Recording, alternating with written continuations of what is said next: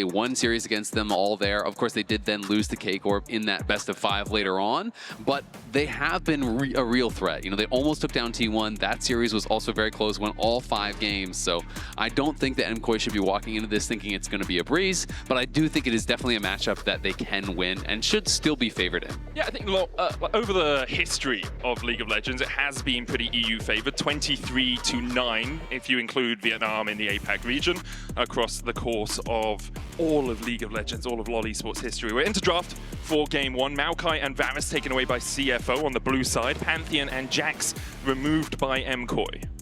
Yeah, it is interesting to see both Taliyah as well as TF up and available. Taliyah, a champion that has been getting banned out very consistently, but I do think Pantheon is starting to get more and more attention. Obviously, it is one of these semi-global, global champions. You know, they are really powerful in the meta currently, but Pantheon has been looking pretty incredible in most of the games it has been coming out on. So Vi is going to be banned out. Does mean that either Taliyah or TF are going to be up and available. Of course, they're not a guaranteed first pick, but I think if Taliyah is up, it would go through for sure.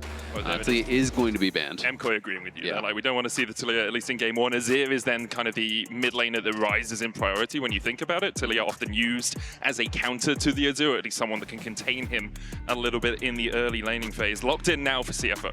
Really interested to see where Jojo wants to go. You know, Jojo for me, you know, is a player who's always been so good at those melee champions. Yone is up and available. I would really like a Yone Sejuani, that kind of one too.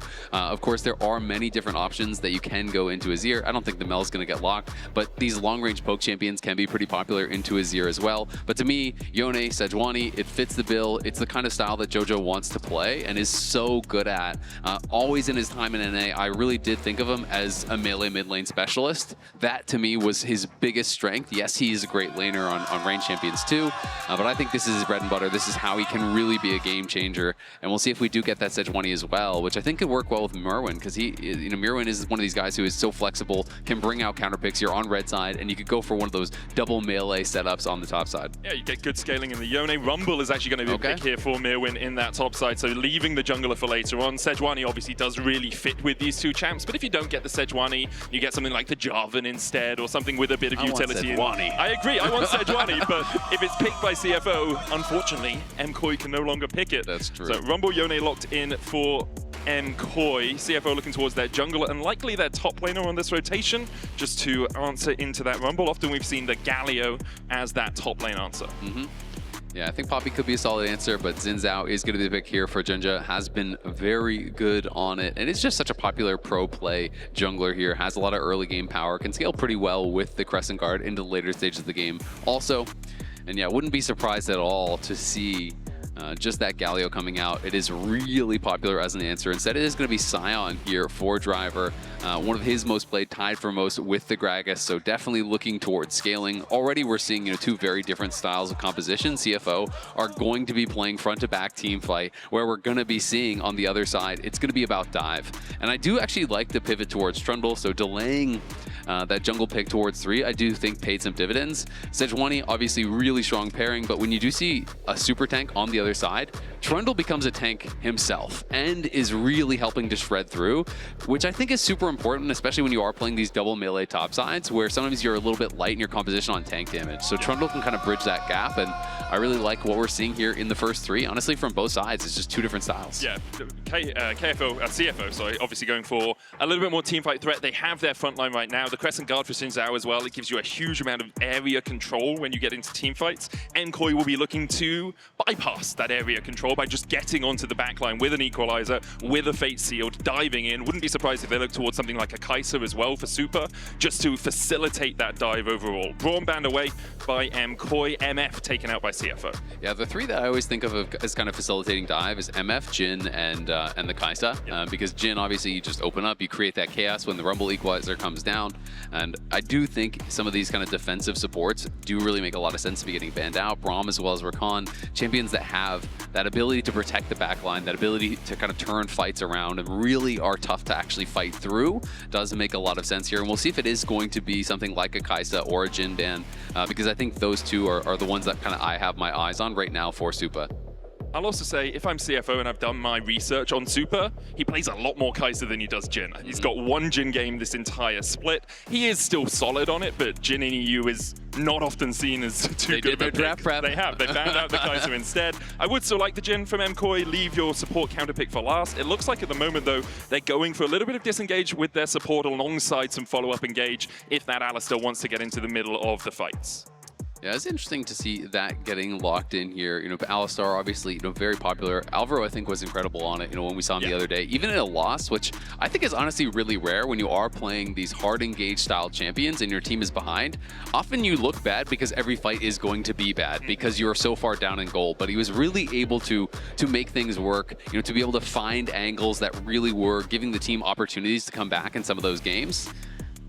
And it's going to be Ezreal, so lots of scaling here on the CFO side. I do think we are going to get an engage support because they are lacking some hard engage here. And I'm thinking Leona or something along those lines. You obviously maybe are a little bit more hesitant to go towards Rel because that is kind of that common counter. Yeah. But I do think something like Leona could fit the bill here still and is going to be comfort for Kaiwing. This is most played across the course of the split. Currently hovering over the Galio, though, would go into that supporting role. But yeah, Leona is going to be the lock in the end. Keep the Galio up for later on in the Fearless best of 5. And we'll see where MKOI decides to go with their AD carry now. Super, a little bit further down his pecking order, but Sivir is going to be the lock. Good wave clear, can do a lot of damage as well from range because of the ricochet during team fights. Yeah, obviously a different style of kind of assisting in those fights, you know, than something like the Jin that I was more anticipating. But obviously, pop the ulti, you have 4 melee champions alongside you, they're all getting that move speed, you're hitting people with ricochet. And I think the other thing I will add to that is that Sivir plays mid waves way better than a champion like Jin. I think you do have kind of that infinite wave clear. And when you're looking towards a champion like Yone, you often want to play through side. So having an AD carry here that has incredible wave clear is going to help shore up one of those weaknesses, is going to give you more time to kind of play through those side lanes and find opportunities there. It can also be a bit of that kind of late game win condition, something that could, you know, deal with the Sion much later on. Yeah, she does scale well later on into the game, especially when you get towards 3 or 4 just items. The range versus Azir, which is why I am not usually as big of a fan of that pick, because you try to come up and auto and Azir kind of just Q autos you and you're at half HP and you're like, well, I guess I can't attack. Does give her some safety though in the mid lane as well. That spell shield avoids some of the non-committal engage from things like the solar flare. So as we expect, we'll see MKOI playing through those side lanes later on in the game. Non-subscribers will see you in about 30 seconds time as we get into game 1 of this best of 5. For CFO, a chance to prove they continue to be a challenger on the world stage. For MKOI, the last hope of Europe. Something that we haven't said too often in the past about the Mad Lions. Often they're the first hope of Europe to be eliminated.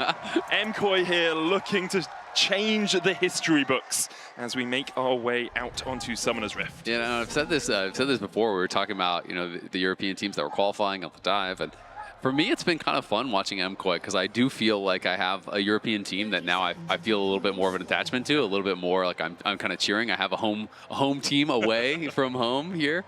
Obviously, always going to be cheering for the LCA teams, but it's been fun to see Jojopian go over and to see his growth, you know, especially coming into the second split, looking a lot stronger with the team, you know, was really able to step up in playoffs, and they're going to have a tough challenge here as they're going up against CFO, who did look quite good at first, and yeah, in the group stage, they did lose to HLE, but guess what? Everyone did at that entire tournament, got absolutely blasted by them. And they did have a very close series against K-Corp in the knockout stage. They did. For CFO, again, it's the first year this roster has been together as a whole, and I think seeing the progression from tournament to tournament is what you really want from CFO. You've got people like Driver, who is in for this game, Rest, obviously, who's on the bench for this game, Hongq as well, the next hope of the APAC region, following the footsteps of people like Maple, who for so long were known as the LCK killers. You know, you look back to Flash Wolves, you look to PSG. For so long, this region has been a region that, although not coming in as favorites, would often be able to challenge on the world stage. Absolutely. I mean, they were always kind of some of those dark horse teams that could find ways to make upsets happen. Is not quite able to connect the Zenith Blade. Kaiwing trying to get pretty aggressive there, you know, sweeping out that early ward, trying to play in the face here of Supa, but Supa's been able to avoid all the damage and has hit a couple of boomerang blades. So Doggo is the one kind of taking the bad end of this. Yeah, puts a bit of damage back. Kaiwing did take the Oracle's alteration here, that sweeper early to deny vision in the bush. He lands a Zenith Blade, but Super trades back on him. Aftershock keeping Kaiwing a little bit healthier. Jojo Pyun feeling the pain of a ranged into melee matchup in the mid lane, very similarly to the last time we saw him play this Yone here at MSI. Yeah, absolutely. I mean, it's just going to be about trying to preserve your life total to be able to farm the wave when it's in a decent spot. And you kind of have to really know in these matchups, okay, what minions do I actually have to give up? What minions can I fight for? Because if you try to fight for every minion, you will just lose way too much health and you'll actually get way less CS as a result. So you have to really decide which ones are too dangerous to go for. Of course, he is going to be playing Fleet Footwork. He's going to be playing Second Wind. He has a D shield, so he is as defensive as you can get. And has held onto this potion, but of course also as you get level 3, it gets a lot more easy to trade back. This is considered a matchup that is pretty Yone favored as you start getting more levels, as you start getting more items, because it gets very difficult for Azir, you know, when you just go in with your E, go for the soul inbound, you just start taking these trades, and Azir's only real recourse post 6 becomes ult you away, but then you just snap back, and now all of a sudden you don't have that for the next trade. And you have your own Fate Seal to follow up, even if the gap is widened by Honkyu on that Azir. Meanwhile, in the top lane, but the lane is just trading. Driver will be pushed in early by this Rumble, kind of to be expected. Driver, the tank player for CFO. He and Rest kind of switch duties in the top lane, often Rest coming in for the second game of the series. Yeah, and they have been very active in how they were actually swapping back and forth, but interestingly enough, you know, it wasn't actually Driver that did play the tank in that final game against T1. Jin just looking for a gank down towards this bottom side. Alvaro does have the Aftershock on. When Becomes Lightning is going to connect, but not too much more going on there. Jojo dashes onto Honkyu, but doesn't connect with the Q3, and so Honkyu will just be able to walk away. Yep, Jojo, though, going to be pretty happy about how things have gone. You know, obviously the first couple levels he got pretty low in HP, but he has been able to trade back very consistently, going in with the Soul Unbound, and should be able to actually reset this wave. So I think Jojo going to be really happy about how this kind of first laning phase has gone thus far. A couple more minions will be there for Honkyu to pick up, but we're dead even right now at the time that Jojo is basing. Like, yeah, you are laughing if that's how it's going. Very happy with how this early sequence has gone. He jumps onto Honkyu as well, just to try and stop him from being able to freeze this wave. The stop is back quite late though, so it's about 6-7 seconds of time wasted there for Jojo. It is, like that's the con, but the pro is that Honkyu TP'd back and is now half HP, yep, right? So if you can actually get in a good trade after your opponent TP's back, but before you base, you then come back, now you're in full health, so now Honkyu is going to be in an awkward spot. He has no potions, and I do think that Jojo is going to have an opportunity to potentially lane lock him here, where, you know, you are going to have to take a maybe really bad base. It is going to be tricky for Honkyu. I wouldn't be surprised if we see Jinja and Kaiwing just coming towards that mid lane to make sure they get a push out. Especially, like, we're seeing so many swaps around the 3 to 6 minute mark from these bot lanes. You can put the Rumble behind as well. Driver's doing a good job against Mirwin in that top side, but if you have a little bit of time in a 2v1 into the Rumble, Sion deals with that a lot better than the Rumble ever will. Absolutely. I mean, both these guys getting very, very low, but Honkyu has got to be careful. Jinja is around. That ward will critically spot him for Jojo. You can see Honkyu realizes, you know what, I'm getting so low, and there's potential dive. Flash away from Mirwin. Survives through the unstoppable onslaught. Driver's going to eat a flame spitter on the backside, but it's a summoner for an ultimate exchange in favor of CFO. Yeah, really nicely done. Driver's actually opened up a pretty big CS advantage as well, which you're not expecting to happen early on in this matchup. Mirwin is just going to use the ulti on the wave, so we'll see if Driver does stay around. He has not yet based, so he's just going to stay around, collect the wave, but he is going to be up 2 full waves pretty much here in the early levels, which is a bit concerning. I will say, though, it's not as big of a deal to be falling a little bit behind when you do at least have different damage types here from your soul laners, because yes, you're going to have to be building MR against the Rumble, but then you can put Jojo in the side lane against him later on. You know, he does some magic damage, but obviously is massively physical, and is going to make it a lot more difficult to itemize for Driver, who's actually going for a really interesting build. He's actually just trying to slam him in the 1v1. He's going Swifties. Not for the Swifties, but then teleports back here while Mirwin's going down towards the bottom side. No unstoppable onslaught, does have the flash. The Trample looking for the stun here from Alvaro as Super begins to open up. Driver's still very healthy, even though he hasn't built any health, just because he's Sion, and he will be able to walk away. Half HP though, and with Elioya on this side of the map, things could get tricky for Driver.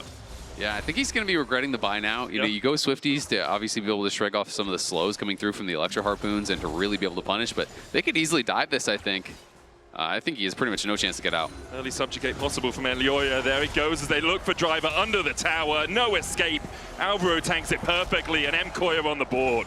Nicely done by MKOI. They really punished Driver. Over-aggressive on the teleport. He didn't have to actually TP on the wave there. He could have waited. You know, obviously you have to know the lane swap is possible, and in those situations, you're going to get punished TPing like that. Had he TP'd straight to the tower, been at full health, that dive is going to be at the very least much more difficult to pull off.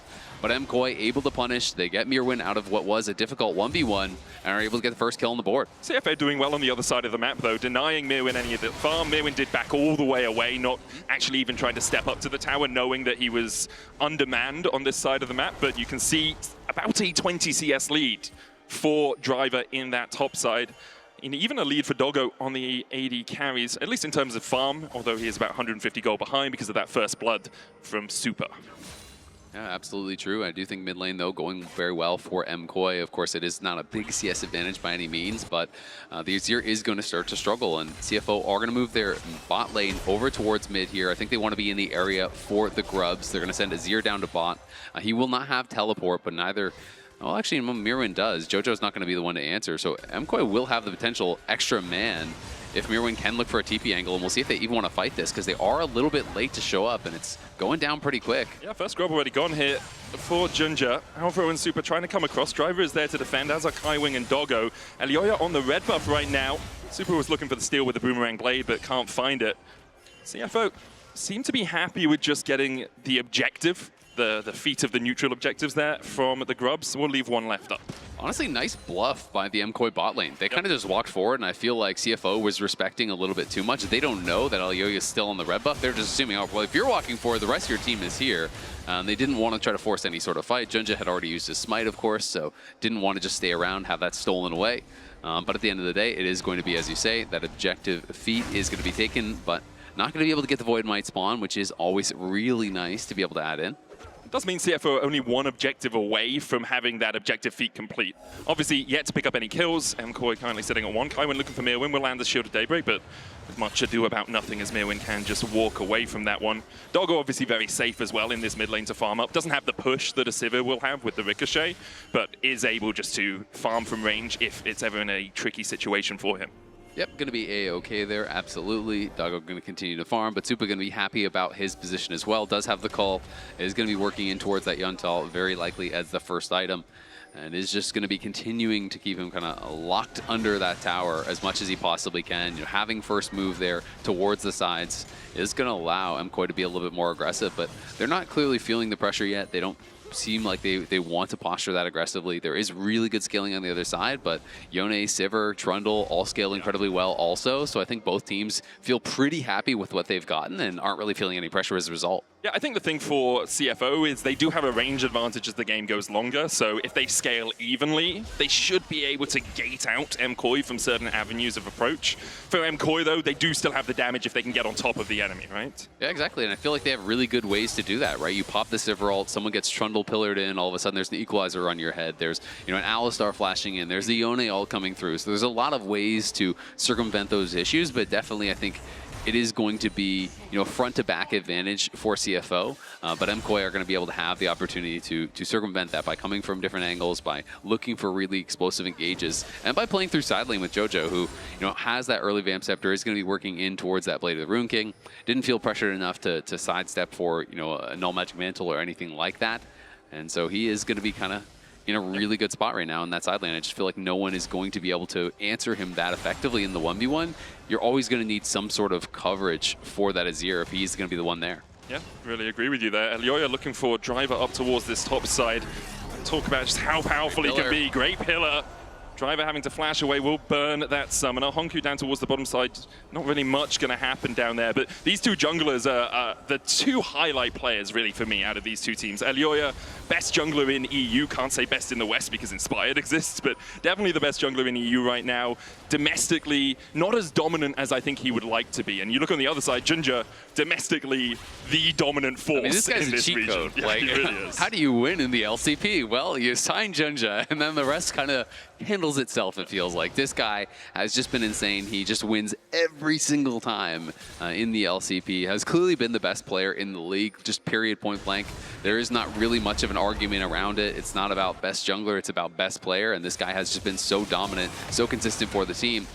As Hongyu there, forced to use the ulti defensively. This is what I'm talking about. And now next time that Soul Unbound is up, he still has the Fate Sealed, he still has that ultimate, and then Hongyu is going to have to just back off, or you're going to get constantly chipped down. Jojo's going to be healing back up off that wave, and this is why this is considered a good matchup. And it's a really good timing as well for MKOI to get that ultimate out. With the Dragon being up, with CFO having already picked up the first Drake of the game, stopping them from getting the stack is always important. Even if you scale evenly with your opposition, you just don't want to give them opportunities to force you into a fight if you don't want to take it. And by getting the second Drake, you make sure that CFO can't force you into a soul point fight too early. Jojo coming across, the TPs come out from Hongyu down towards that bottom side. Kaiwing with the Sun, True Shot Barrage going out as well as Junja looks at the smite but can't get it. Hongyu looking for the flank here as Jojo goes forward, flashes away from CFO. Junja in with the Crescent Guard and they dive onto Elyoya, but Elyoya heals so much with the Subjugate and survives by flashing out. MKOI on the retreat, but CFO won't find anything more. MKOI is still going to be pretty happy about that at the end of the day. I mean, that was Hongyu TPing back, dropping the wave bot lane, running straight to the Dragon, but they were too slow on the setup. MKOI had already knocked it down. There was no ability for Junja to actually get in there for a smite steal. Yes, you get the flash out. Yes, you get the heal out. There is some little advantages there, but at the end of the day, MKOI got what they came for.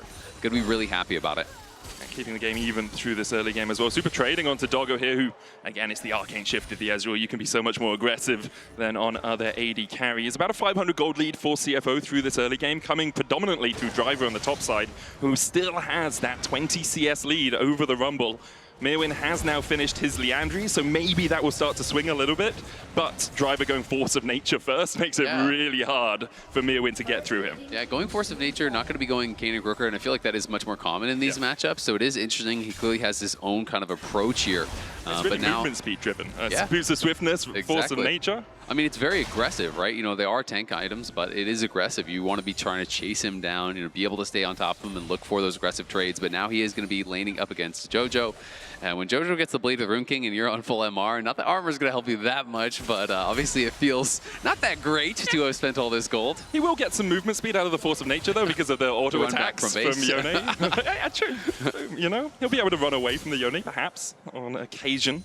For the moment, though, pretty even between these two teams. We see Alvo pathing up towards Hongyu on this top side. Does have the flash. Alvo looking for those gank paths, but great vision control from CFO. Elyoya going down towards bot as Driver no longer has a flash of his own. Does have the Unstoppable Onslaught and can just walk away for now. Junja coming across. Unstoppable Onslaught goes in. Elyoya's going to get knocked up with the Decimating Smash. Subject coming out as well as Elyoya has no flash, but look at him bonking down Junja. Crescent Guard comes out. Junja in the middle of his own ultimate will survive. Base seal from Jojo Pun. Junja flashes away. Jojo flashes back, but Driver gets the double.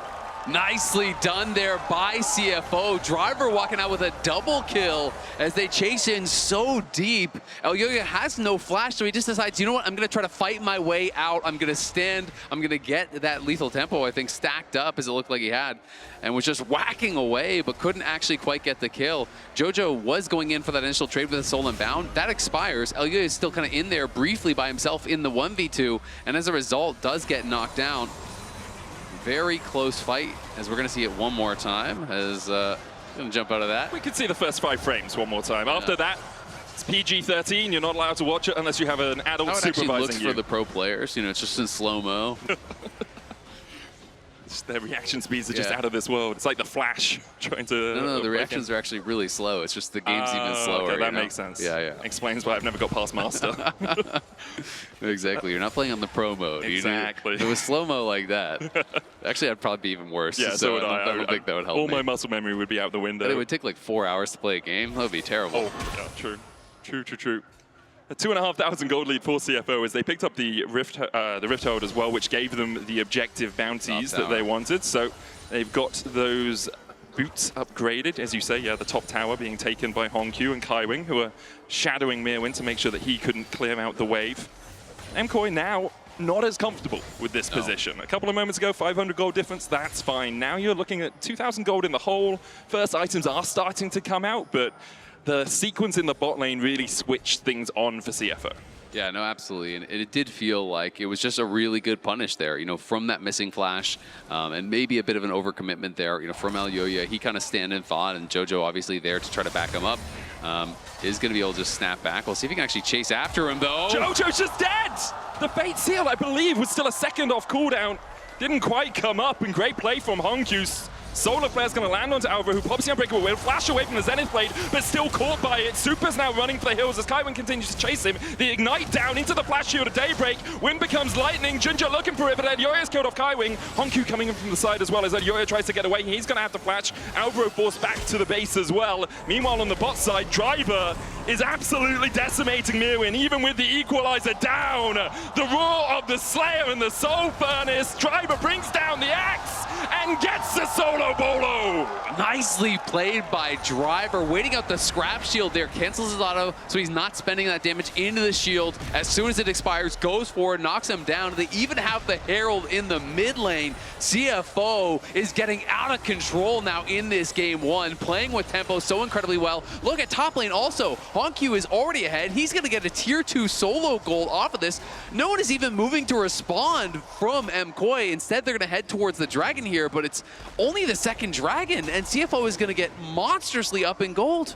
They're dazed. MKOI are on the ropes right now. They're trying to find anything they can on the map, but CFO are just landing jab after jab. Driver's going to step in here, doesn't have the unstoppable onslaught. Jojo jumps onto Junja. The dragon secured, base seal as well. Even with the crescent guard down, Junja's going to die. Kaiwing looking for the flank position here as Honku's going to TP in. Mirwin's coming in with his own teleport, but doesn't have the equalizer. Doggo jumps across the wall and has to do arcane shift away. Honku looking for that flank. Solar Player flashed away from.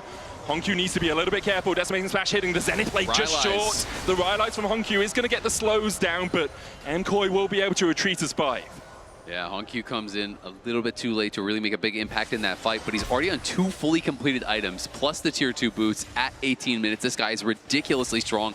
And again, guess what? You get away, but no one's going to be able to answer him bot. It's more solo gold here given over to Honku. He is getting ridiculously far ahead. The Soul Laner making all the difference so far in these early minutes of game one.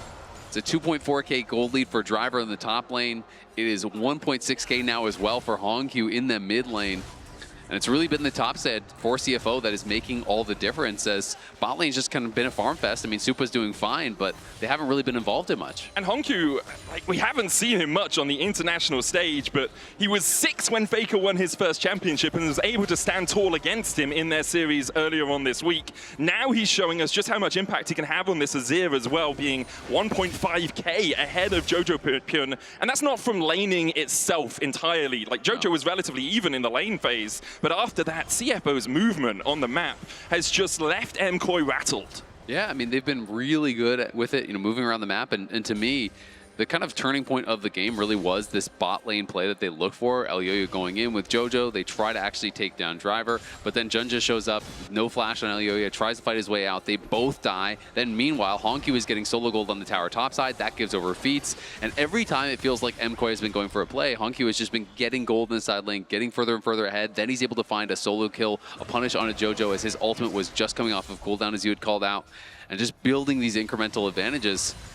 Mirwin, I'm pretty concerned for, though. Rumble is not a scaling champion, got very far behind in the 1v1 early, and Driver has just been slamming home that advantage. Driver's been having a whale of a time on this Scion, living up to his name. They're not whales, they're oysters. Okay, look, all the aquatic animals are here.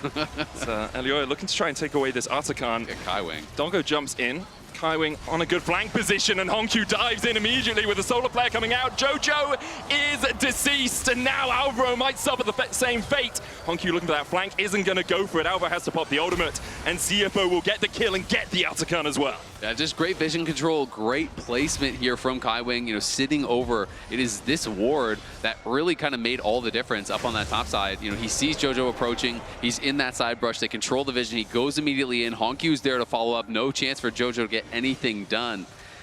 And MKOI really starting to kind of lose their positioning in this game. Nearly 5,000 gold down now. You lose the dragon, so now you don't even have that soul win condition kind of in your back pocket. But I think this is also the reason that we're so high on CFO as a team. They don't just try to fight at every opportunity. It's 8 kills in 21 minutes, and via smart map movements and good lane assignments, they have this 5,000 gold lead. MKOI obviously gifted them a little bit with that bot lane play, but that was more Junja reacting really well, in my eyes, than MKOI making too big of a mistake. Yeah, no, absolutely. I mean, they are a legitimately really, really good team. People have, as I said, kind of stood up and took notice of that fact, and we're looking for an engage now. Decimating Smash won't land as Super pops the ultimate to try and escape. Elyoya And from the side, isn't going to be able to find too much more. So it's an unstoppable onslaught for an on-the-hunt exchange there. And MKOI getting forced out of their jungle.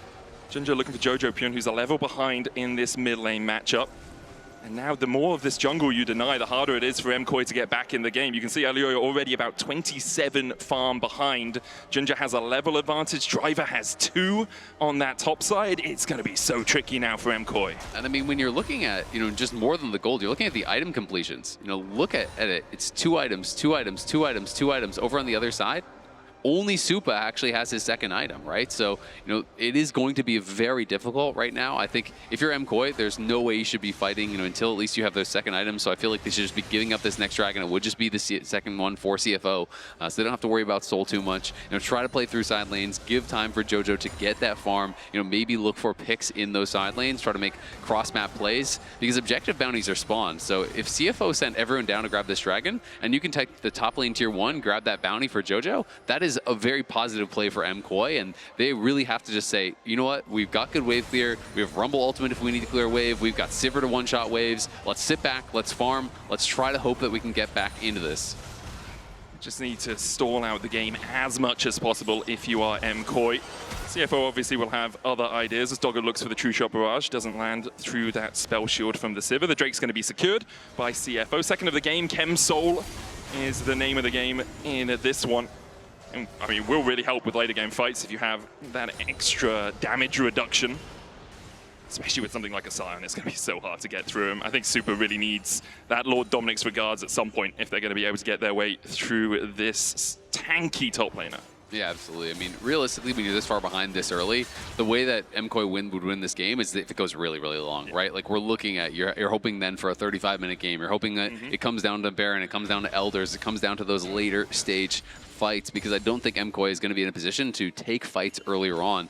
Hongq already has a large rod, grabs another Amp Tome, so he's probably going to be working towards Azonius, I think, which makes a lot of sense when you're looking over at a 4 melee team that is trying to dive. I do think Rylai's is always great tech when you are playing against this many melee champions. It makes it really difficult, and then you try to use those tools that you have to commit in, like the Yone ult, and all of a sudden he goes into the stasis. That gets kind of deflected as well, and it becomes very, very difficult then to be able to punish these long-range backliners that you have to deal with, or they will just slowly chip you down. It's the range disadvantage we talked about from drafts, right? If CFO get ahead, how do you approach as MKOI? Where's your true engage? Is it just a Yone jumping in, Equalizer into a Fate Seal to try and get on towards that backline? And even then... Great for Alvaro. I mean, Alvaro has been an absolute beast this MSI. But even this might be a little bit of a road too far as he jumps onto Driver, Equalizer onto Doggo as well. There's a trample stun as they try and turn it around, but with the unstoppable onslaught, Driver's able to distract MKOI. Should be able to pick up the Scion here. He puts the shield down in the end. Supa still chasing. Will get the shutdown. 800 gold in his back pocket. There you go. Pray to Alvaro. Comes over the wall there, is able to help turn it around. And that is massive. Not only do you get a big shutdown, it goes onto your Sivir exactly where you want it. And now they can even push forward here. Maybe take the tier 1 off the back of that. And just like that, the gold lead becomes much more manageable. We were talking about 5K, now it is under 3K here. MKOI going to be feeling so much better now, and Supa is going to have a ton of gold in pocket. He may have a third item here very shortly. It's just such fortunate timing for MKOI. Obviously, CFO step up a little bit too far on that top side, but look at how much vision there was for CFO on this side of the jungle, and none for MKOI. Baron was about to spawn. If CFO had delayed it a little bit, they could have got the Baron relatively safely. Now they're going to look for it as a bit of a sneak attack. Mirwin coming in from the side, doesn't have a ward on his warding totem, it seems. Alvaro's going to walk forward here as well, and CFO will disengage the big purple worm. Yeah, they did throw the blue trinket down, so they were able to spot it. CFO not willing to just stand and fight there. Of course, it would be incredibly risky. I like the attempt at a 2-man, though. They didn't really lose much by going for it. Maybe a little bit of tempo. You can maybe lose a wave. But hey, risk versus reward, that is very, very good, because Junja and Hongq can absolutely knock that down had they not been responded to. So they go for it. Doesn't work out, but still going to be playing for vision in this area. You can see that they're trying to push up through that top lane and then just maintain control over that topside jungle that you have been highlighting to really make things difficult for MKOI. They're constantly going to be having to try to play through this area, try to reclaim vision, but they're getting poked by the Azir, poked by the Ezreal every time you walk forward, which can make things really tough. Yoya has to flash the Solar Flare. Didn't know where the rest of CFO were, and that's, again, the vision control. You have no wards even in the superficial portions of your own jungle. You have to flash, not knowing where the rest of CFO could be. Lord Dominic's regards now finished for Super on this Civet. Will still take him a while to work his way through the Scion, who has 1,000 stacks on that Roar of the Slayer. Really will, but he's the first of 3 completed items in the game. So, you know, got a good 800 gold injection from killing off Driver, and now he becomes a real threat here. You can try to play around Supa. And unless they get Baron, you are never killing a tower in Supa's face. As long as MKOI are around to actually defend him so he can't just get one shot on a dive, he is going to obliterate minion waves. You need to have those Baroned up minions to be able to actually push in his face. So that is going to be difficult. The Hongq, very close to the Zhonya's now, has his Seekers completed, so that is going to be a big playmaking tool. And I think we're going to see CFO just continue to show up to objectives, go to that next dragon here in 1 minute, and really look to force MKOI to come and fight before they're ready. CFO will be regretting giving up one of those early Drakes to MKOI, because this could have been soul point for them, or the soul for them if they had managed to get one of those earlier objectives. For now, though, it will only be soul point. MKOI can give it up if they want, although they might be feeling a little bit more confident with 3 items finished on Super. Jojo's on his way to his IE as well.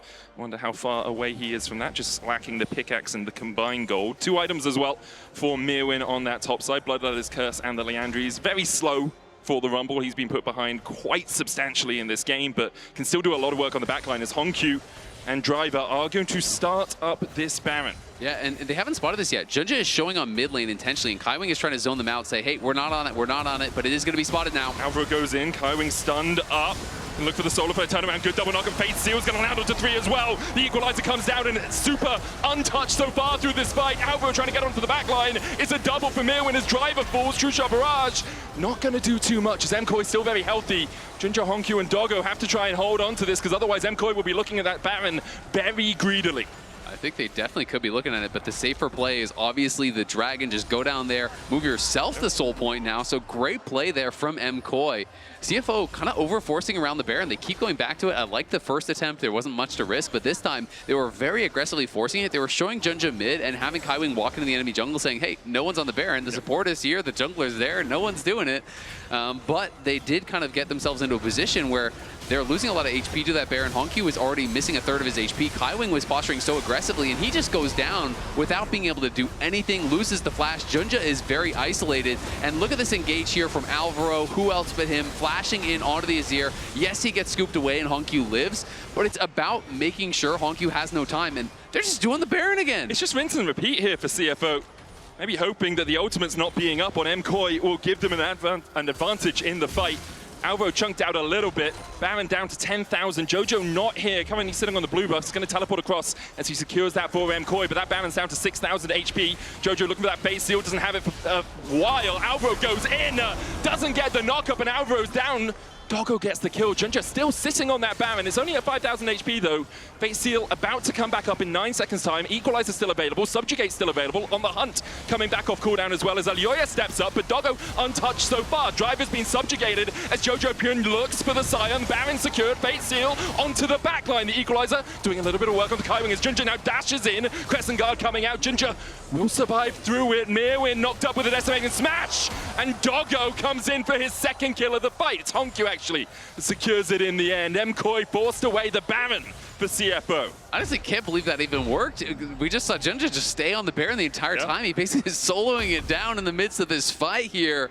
You know, after they'd killed off Alvaro, he just is very determined to be able to knock it down. They do eventually get it. MKOI don't get over there to actually interrupt him. You can see Alvaro was missing his ultimate, and that was such a key part of this fight. As he goes forward, he's just going to go down in a hurry. A great ultimate from Kaiwing over the wall, did stun up Jojo. He's forced to flash out of there. Alvaro is trying to kind of body block and create some space for his mid laner, but it means that he dies. And then I'm just watching Junja throughout this entire fight. You know, he is staying up in the pit here throughout everything. And Alioya is going and looking for this fight over on a Doggo, but if Alioya is here, you can obviously just finish off the Baron, no problem. I feel like MKOI should have tried to force their way in, push Junja off of the Baron. Instead, they were looking to chase after Doggo, looking to chase after Hongq, but they're so mobile, and when you're trying to force your way through that tight corridor, Driver is going to create such a problem for you. Kaiwing is going to create such a problem for you, and you're trying to walk through the Azir soldiers with, you know, Rylai's and all of the damage that's coming out.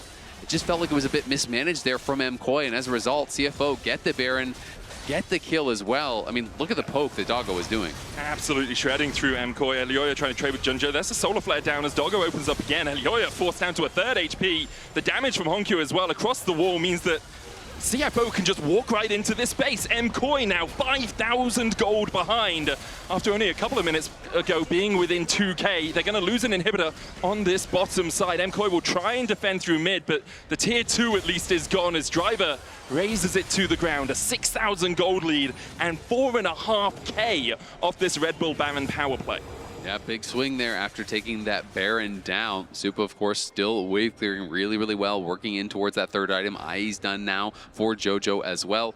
Honkyu, though, big concern. He was able to not only finish the Zonias, almost has his death cap now. We are still looking at a potential for Soul for MKOI here. So yes, you're down 5.5k, but if you grab Soul, you know, that's 4,000 odd gold worth of stats. So there are still going to be opportunities. We'll see if they can actually find a good way to set up, because when the luxury items start coming through for those teams that are ahead, it gets really, really difficult. You know, my eyes are drawn to things like the GA being done, like the Zonias being done, that are going to make it that much more problematic for MKOI in these fights, because now all of a sudden Junja could just throw himself into the backline, just make his job keeping Supa out, and as long as Supa is not actually hitting, well, it's going to be really hard for you to out DPS what Honkyu and Doggo are going to be putting out. Yeah, it's really about whether MKOI can get onto that backline while Supa is distracted. If Jojo can get a good ultimate off into an equalizer or equalizer into ult, you have 3 items on both of those carries. They are still going to do damage to a backline. They're just not that good at working their way through Sion.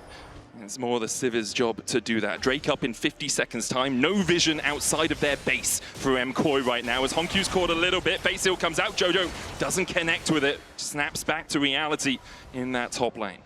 Trade of ults at the end of the day there, Jojo. I think kind of predicting that Honkyu was going to maybe slide back to the side there. Guess is wrong. Ends up kind of using the ulti for nothing because he'd already gotten the ulti out. Of course, the other option here for MKOI is you don't even have to go to this dragon because it's not soul for your opponents either. You can just allow it to go to 3-3. You say, you know what, great, you killed Inhibitor, but we're just going to be farming super minions and picking up that gold, trying to wait for those more important objectives. Wait to try to come out of your base around that Baron time or potentially even, you know, at Soul or Elder. And we'll see, though. They're looking for an engage. Whoa. Nice Baron. Pillar bounced him back onto the tower. Oh. That was very strange. I've never seen that interaction. I thought normally you just got to slam into the pillar and stop, but yeah, he just bounced off that thing like a pinball. Fast and Furious 2, I believe that one. Was it 3 was Tokyo Drift? I can't remember. One of them. Hit the NOS and it's about family. That's all that matters. Family. Okay? As CFO will make this dragon their family. 6 Drakes taken so far in this game. Really making it their family if they killed it? Sometimes, yeah, love hurts. Love hurts, you know? Not that much, brother. I don't know what your Thanksgivings are like. I live in Berlin, okay? Anyway, it's still it's a 4,000 gold lead for CFO. MKOI were able to pick up a few bits and pieces here and there to get themselves onto a slightly more even keel. Something we have seen is that in the early game, CFO's map movement, really solid. They played the map really well. But then through the mid game, through like 25 to 35 minutes, they haven't had as much impact on the map. They haven't been able to push through side lanes as much. Part of that is they're just really grouping up to try and play around this Baron, but also means that MKOI don't have too many prongs of attack that they have to defend against. No, it's absolutely true. And I do think, partially it is that they're grouping up a lot, trying to kind of force on objectives. I also think partially, Yone's a big threat in the side lane, right? And if you do not have your ultimate as Azir, you don't want to be anywhere even near him. And once you use that ultimate, you basically have to base. Every single time, Honkyu forces that out, he is not going to stay around because he knows there could be an all-in play. They don't have a good match for Jojo in the side lane, so MKOI are trying to do this kind of 1-4 play where they're trying to make sure, okay, we're not giving up too much on the other side, but we're buying time for Jojo. We're getting this pressure from him out on that map, and you can see, again, he is going to be the one pushing out bot lane, now moving over to try to help with this blue buff, and they're just trying to get as much gold in the pockets of Jojo as they possibly can, working towards that 4th item. There's also, I think, 2 more waves of super minions on that bot side in terms of when the inhibitor is going to come back up. You can see the Rabadon's now complete for Honkyu. So Jojo Pyun can just push out 1, maybe 2 more waves and really deal with any of that side lane threat that could happen while both the teams are posturing around a Baron. That's up now. MKOI setting up towards the bottom side of mid. Jojo looking for a flank position himself, but can't quite find it yet. Supa finishes BT, so poke not going to be much of an issue for him as long as he has. Oh, he's Jumps looking. towards Doggo, misses everything, and the solar flare connects. Alva's going to try and save his mid lane, who has to flash away. The damage goes down onto Doggo and Drive, and you can see what the Ricochet can do here. Junja goes in with the Crescent Guard, looking for Honku here. Has that Emperor's Divide, Equalizer back down. Jojo going back in. Alva knocks Honku back, and he just delivers them. Here you go, CFO. 4 coins on a silver platter. Jojo the last man standing, but Honku just sweeps them away. Alvaro betrays the team there. Thought he had a pick onto Honku, but just ends up delivering him onto the head of Supa. Thank you very much. He'll take the ultimate, and he's going to take game 1 as well. Some delicious sushi there for the Flying Oysters. Pretty dominant performance all round from the LCP's #1 seed. MKOI left rattled, left battered and bruised, as CFO have shown. They're not here to lose, they're here to play.